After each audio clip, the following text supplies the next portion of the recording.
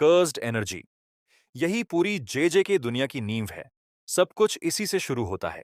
जब इंसान negative emotions feel करता है, फियर, ग्रीफ, एंगर, जेलसी, तो एक स्पेसिफिक टाइप की एनर्जी बॉडी के अंदर जनरेट होती है। इसी को कर्स्ड एनर्जी कहते हैं। नॉर्मल इंसान इसे फील नहीं कर सकता, कंट्रोल तो बिल्कुल भी नहीं। लेकिन जो सॉर्सरर्स हैं, वो इसे चैनल कर सकते हैं, मैनिपुलेट कर सकते हैं और कर्स्ड स्पिरिट से फाइट करने के लिए यूज कर सकते हैं। ये एनर्जी जितनी रिफाइंड होगी, उतना ही पावरफुल सॉर्सरर होगा। तो बेसिकली दुनिया में जो भी दुख, डर और नेगेटिविटी है, वो सब मिलकर यह सुपरनैचुरल फ्यूल बना रही है। Innate technique. हर सॉर्सरर के पास एक यूनिक एबिलिटी होती है जो उन्हें बर्थ से ही मिलती है। ये उनका इनेट टेक्निक होता है। ये एक तरह का जेनेटिक गिफ्ट है जो नेचुरली कर्स्ड एनर्जी के साथ फ्यूज होता है। कोई भी दो सरसर्स का इनेट टेक्निक एग्जैक्टली सेम नहीं होता। ननामी का रेशियो बेस्ड टेक्निक है, मेई मेई के पास बर्ड्स हैं और इटोडोरी के पास इनिशियली कुछ था ही नहीं। इसका मतलब ये है, एवरी फाइटर लिटरली अपनी यूनिक पावर लेकर आता है। इसी वजह से फाइट्स इतनी अनप्रेडिक्टेबल होती हैं। Extension technique. जब एक सॉर्सरर अपने इन्नेट टेक्निक को और आगे ले जाता है और उसे नए क्रिएटिव वेज में अप्लाई करता है, तो जो आउटपुट आता है उसे एक्सटेंशन टेक्निक कहते हैं। जैसे गोजो का इन्नेट टेक्निक है लिमिटलेस, लेकिन उसके ऊपर जो वेरिएशंस बनाता है वो ब्लू, रेड, पर्पल, ये सब एक्सटेंशन टेक्निक्स हैं। ये एक तरह से टेक्निक के अपग्रेड्स हैं जो तब मिलते हैं जब सॉर्सरर अपनी पावर को डीपली समझ ले। जितना सॉर्सरर अपनी एबिलिटी को एक्सप्लोर करता है, उतने ही ज्यादा एक्सटेंशंस वो डेवलप कर सकता है। Maximum technique. ये एक सॉर्सरर की सबसे पावरफुल सिंगल स्ट्राइक होती है। लिटरली अपनी पूरी कर्स्ड एनर्जी एक ही मोमेंट में झोंक देना। इसे मैक्सिमम इसलिए कहते हैं क्योंकि इससे आगे जाना Not possible. नानामी का मैक्सिमम ओवरटाइम इसी कैटेगरी में आता है। और गोजो का हॉलो पर्पल, जब वो रेड और ब्लू को कंबाइन करता है, वो भी मैक्सिमम टेक्निक का एक फॉर्म है। Reverse cursed technique. अब यहां एक इंटरेस्टिंग ट्विस्ट आता है। नॉर्मल कर्स्ड एनर्जी नेगेटिव होती है, तो लॉजिकली अगर तुम इस नेगेटिव एनर्जी को अपने ऊपर ही यूज करो तो डैमेज होगा। लेकिन कुछ गिफ्टेड सॉर्सरर टेक्निक यूज करते हैं जिसमें वो दो नेगेटिव एनर्जीज को मल्टीप्लाई करके पॉजिटिव एनर्जी जनरेट करते हैं। और पॉजिटिव कर्सेड एनर्जी का काम होता है हीलिंग। ये एक्सट्रीमली रेयर है। गोजो आसानी से कर सकता है, शोको एक स्पेशलिस्ट है और सुकुना इसे इनसेन लेवल पर यूज करता है। इसका मतलब यह भी है कि जो लोग आरसीटी मास्टर कर लेते हैं, वो प्रैक्टिकली मिड बैटल में खुद को रिपेयर कर सकते हैं। Black flash. ये कोई टेक्निक नहीं है टेक्निकली, ये एक फेनोमेनन है।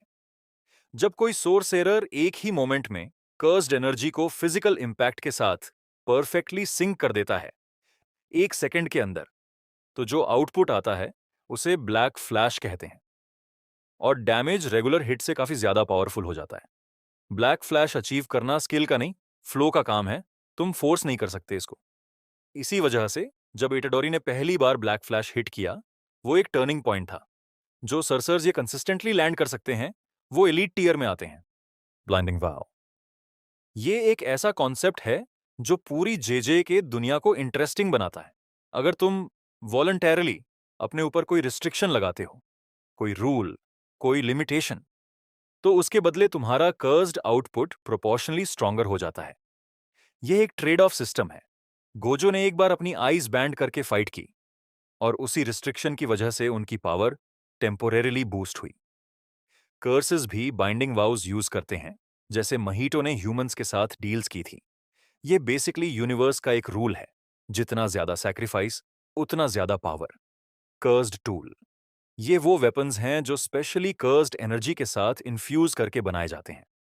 नॉर्मल वेपन्स कर्स्ड स्पिरिट्स को प्रॉपरली डैमेज नहीं कर सकते, इसीलिए ये स्पेशलाइज्ड टूल्स एग्जिस्ट करते हैं। कुछ टूल्स तो इतने पावरफुल होते हैं कि उनका अपना एक नाम होता है और वो स्पेशल ग्रेड द क्लासिफाई हो जाते हैं। प्लेफुल क्लाउड एक ऐसा टूल है जो माकी यूज करती है। टोजी फुशिगुरो, जो खुद जीरो कर्स्ड एनर्जी रखता था, ऑलमोस्ट इंटायरली कर्स्ड टूल्स पर डिपेंड करता था। इसका मतलब है कि बिना किसी इन्नेट टेक्निक के भी अगर तुम्हारे पास सही टूल्स और स्किल्स हैं, तो तुम सॉर्सरर्स को सीरियसली चैलेंज कर सकते हो। डोमेन एक्सपेंशन है। डोमेन एक्सपेंशन एक टेक्निक है जिसमें सोर्सेरर अपनी कर्स्ड एनर्जी से एक पूरी अलग रियलिटी क्रिएट करता है, एक एनक्लोज्ड स्पेस, और दुश्मन को उसमें ट्रैप कर लेता है। इसके अंदर सॉर्सरर की टेक्निक गारंटीड हिट हो जाती है, मतलब अटैक कभी मिस नहीं होगा। हर सॉर्सरर का डोमेन अलग दिखता है और अलग रूल्स फॉलो करता है। गोजो का इन्फिनिट वॉइड है, सुकुना का मलेवोलेंट श्राइन है, डोमेन वर्सेस डोमेन फाइट्स तो प्योर जेजेके का मोस्ट इंटेंस कंटेंट है। लेकिन डोमेन बनाने में बहुत एनर्जी लगती है, और अगर प्रॉपर्ली सील नहीं किया तो ओपोनेंट बाहर भी निकल सकता है। सिंपल डोमेन डोमेन एक्सपेंशन के अगेंस्ट एक काउंटर टेक्निक है, सिंपल डोमेन। ये इतना कॉम्प्लेक्स नहीं होता, लेकिन काम का है। बेसिकली तुम अपने आसपास एक छोटा सा प्रोटेक्टिव बैरियर क्रिएट करते हो, और एनिमी का डोमेन एक्सपेंशन तुम्हारे ऊपर गारंटीड हिट नहीं कर पाता। ये ट्रेडिशनली वीक सॉर्सरर्स और सिविलियंस के लिए टीच किया जाता था। डोमेन एम्प्लीफिकेशन, यह एक और काउंटर्स है डोमेन एक्सपेंशन के अगेंस्ट। लेकिन यह अप्रोच सिंपल डोमेन से बिल्कुल अलग है। इसमें तुम अपनी कर्स्ड एनर्जी को एक कंटिन्यूअस फ्लोइंग लेयर की तरह अपने बॉडी के ऊपर रैप कर लेते हो। इस स्टेट में तुम्हारा खुद का इन्नेट टेक्निक टेम्पोरेरीली ऑफ हो जाता है, लेकिन एनिमी के डोमेन की गारंटीड हिट इफेक्ट भी न्यूट्रलाइज हो जाती है। यह केंजाकू ने गोजो के अगेंस्ट यूज की थी। यह एक कैलकुलेटेड सैक्रिफाइस है। तुम अपनी ऑफेंस टेम्पोरेरीली सरेंडर करते हो, लेकिन सर्वाइवल इंश्योर करते हो। बैरियर टेक्निक, यह more of an area control ability है। सॉर्सरर्स बैरियर टेक्निक्स यूज करके स्पेसिफिक लोकेशंस को सील कर सकते हैं, बाउंड्रीज बना सकते हैं, या इनविजिबल वॉल्स क्रिएट कर सकते हैं। जुजुत्सु हाई के टीचर्स और एक्सपीरियंस्ड सॉर्सर्स यह रेगुलरली यूज करते हैं मिशंस पर, जब एक एरिया को सिविलियन से शील्ड करना होता है। कमो और मेई मेई जैसे कैरेक्टर्स इसमें स्पेशलाइज करते हैं। इसका एक स्पेशलाइज्ड फॉर्म है कर्टन, जो एक स्पेसिफिक रीजन के ऊपर एक वेल डाल देता है और आउटसाइडर्स को अंदर आने से रोकता है। यह ऑफेंसिव नहीं होती मोस्टली, लेकिन स्ट्रैटेजिक सिचुएशंस में यह गेम चेंजिंग होती है।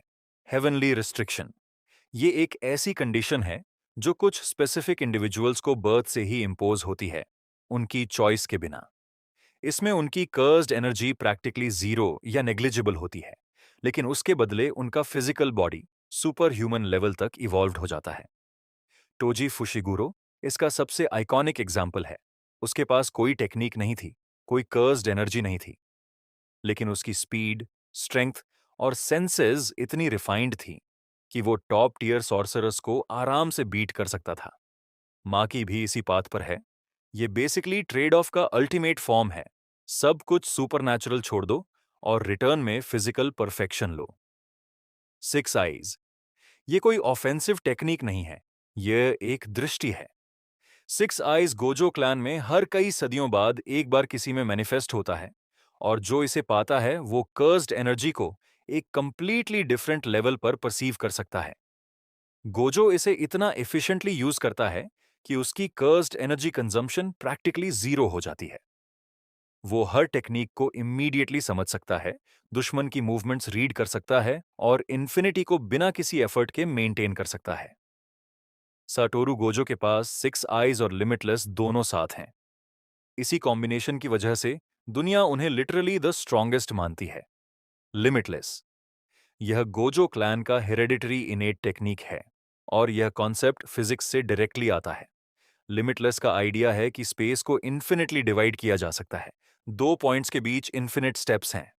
इसका प्रैक्टिकल मतलब, कोई भी चीज गोजो के पास फिजिकली पहुंच ही नहीं सकती, क्योंकि हर अटैक इन्फिनिट सबडिविजन्स में डिवाइड होता रहता है और कभी रीच नहीं कर पाता। यह पैसिव डिफेंस है, इन्फिनिटी। फिर इसके एक्सटेंशंस आते हैं, ब्लू जो अट्रैक्शन क्रिएट करता है, रेड जो रिपल्सन, और पर्पल जो दोनों को कंबाइन करके लिटरल इरेजर करता है। लिमिटलेस अकेले भी इंसन है, लेकिन सिक्स आइज के साथ यह नियर एंड बीटेबल कॉम्बिनेशन बन जाता है। 10 शैडोज टेक्निक, गोजो की लिमिटलेस से अलग। यह ज़ीनन क्लैन की हेरेडिटरी टेक्निक है और इसे मेगुमी ने इनहेरिट किया। इसमें प्रैक्टिशनर अपनी शैडो को मीडियम की तरह यूज करता है और उसमें से डिफरेंट शिगिगामी, सुपरनैचुरल क्रिएचर्स समन करता है। टोटल 10 शिगिगामी होते हैं और इन्हें अर्न करना पड़ता है, एक रिचुअल बैटल में उन्हें डिफीट करके। अगर तुम एक शिकिगामी को डिफीट कर लो, उसकी पावर तुम्हारे अंदर अब्सॉर्ब हो जाती है, लेकिन अगर वो तुम्हें डिफीट करे तो वो परमानेंटली लॉस्ट हो जाता है। इसका मोस्ट पावरफुल फॉर्म है महोरगा, एक शिकिगमी जो हर अटैक के बाद अडेप्ट करता है और थियोरेटिकली कुछ भी डिफीट कर सकता है। सुकुना ने खुद मेगुमी का बॉडी इसीलिए चूज किया क्योंकि 10 शैडोज टेक्निक की पोटेंशियल अनलिमिटेड थी। कर्स्ड स्पीच, ये एक ऐसी टेक्निक है जिसमें वर्ड्स खुद ही वेपन बन जाते हैं। जो भी कमांड बोली जाए, ब्लास्ट, ट्विस्ट, डाई, वो इमीडिएटली मैनिफेस्ट होती है कर्स्ड एनर्जी के थ्रू। इनुमाकी टोक के पास ये है, और उसके पास नॉर्मली सिर्फ राइस बॉल इंग्रेडिएंट्स बोलने की परमिशन है, क्योंकि अगर वो कैजुअल कॉन्वर्सेशन में भी टेक्निक एक्टिवेट कर दे तो डैमेज हो सकता है। जितना पावरफुल कमांड, उतना ज्यादा टोल अपनी बॉडी पर। इसका साइड इफेक्ट ये है कि बहुत ज्यादा यूज करने पर प्रैक्टिशनर खुद हर्ट होता है, वॉइस कॉर्ड डैमेज, ब्लीडिंग। लेकिन एक वेल टाइम्ड स्टॉप या एक्सप्लोड फाइट का आउटकम इंस्टेंटली चेंज कर सकता है। आइडल ट्रांसफिगुरेशन, यह माहितो का टेक्निक है, और यह प्रॉबेबली सबसे डिस्टर्बिंग एबिलिटी है पूरी सीरीज में। माहितो ह्यूमन सोल्स को डायरेक्टली टच करके उन्हें रीशेप कर सकता है। जब सोल बदलती है, बॉडी ऑटोमेटिकली उस शेप को फॉलो करती है। वो लोगों को इंस्टेंटली किल कर सकता है, उन्हें मॉन्स्टर्स में ट्रांसफॉर्म कर सकता है, या उन्हें लिविंग वेपन्स में कन्वर्ट कर सकता है। इसका फिलोसॉफिकल एंगल ये है कि महीटो एक्चुअली बिलीव करता है कि सोल ही ट्रू सेल्फ है, बॉडी सिर्फ कंटेनर है। यही आइडियोलॉजी उसकी टेक्निक की फाउंडेशन है। जुजुत्सु वर्ल्ड में जो भी महीटो से फेस टू फेस मिला वो कभी सेम नहीं रहा।